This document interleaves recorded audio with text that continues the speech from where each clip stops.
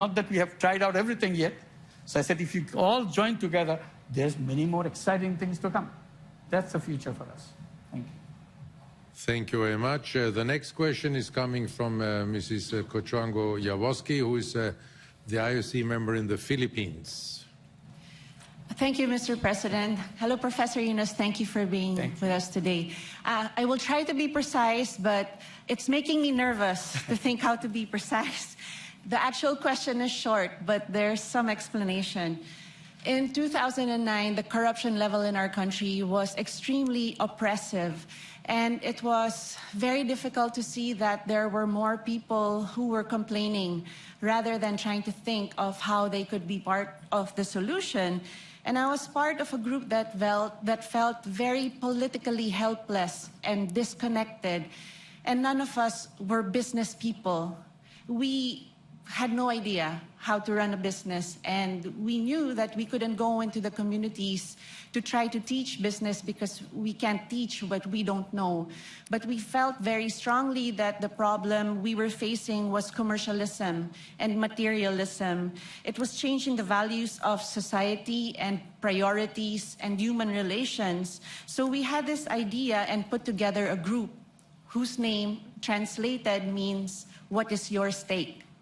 And we decided that we would turn the skill into the currency in the communities, meaning that if you're a carpenter or a doctor or a plumber, a teacher or a sports coach, you would be offering your services in exchange for the services of someone else.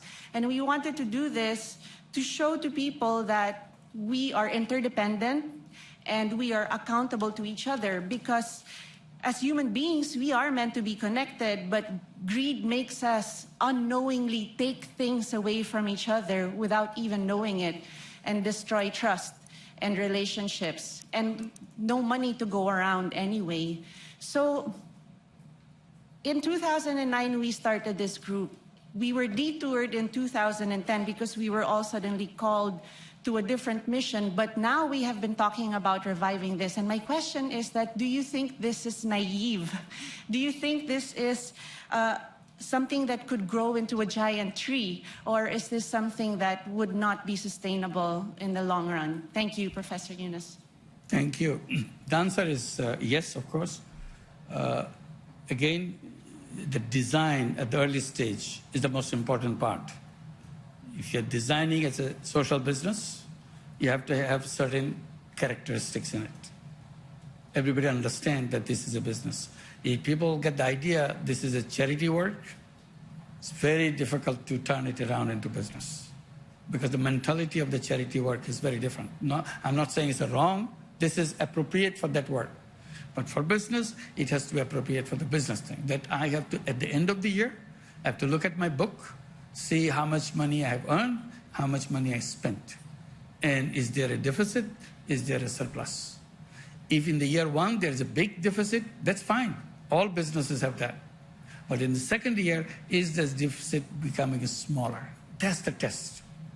In the third year, if the deficit becomes still smaller, then you're on the right path. Someday, your earning and the expenses and earning will be even. So you come to the break-even point. And from then on, one will cross the other. And that's like you have entered the real business world. But every business has to go through this. Are your people clearly understand this point? Measure everything they do in terms of money, that this is the money we get. In the beginning, you do things to promote. It's possible. But your goal has to be very clear. So once they understand what your goal is, that has to be in their mind, everybody's mind. I have to save every penny that I can. I have to serve the people and get paid for it. And that's very important part of it. So this is how it should be done. Once you design the first one, the little one, right, then the rest is replication. Repeating the same thing that you have done over and over again. In the repetitive process, you learn from each experience and make it more efficient. And ultimately, you see you have done it not only within your country, it is spilling over everywhere, because your solution is not a local solution. Your solution is a global solution. As I said, problems, what you face, problem anybody else faces is the same. Simply, it's in a different color and a different context, that's all. Otherwise, the essential part of it is the same thing. So when you find a solution,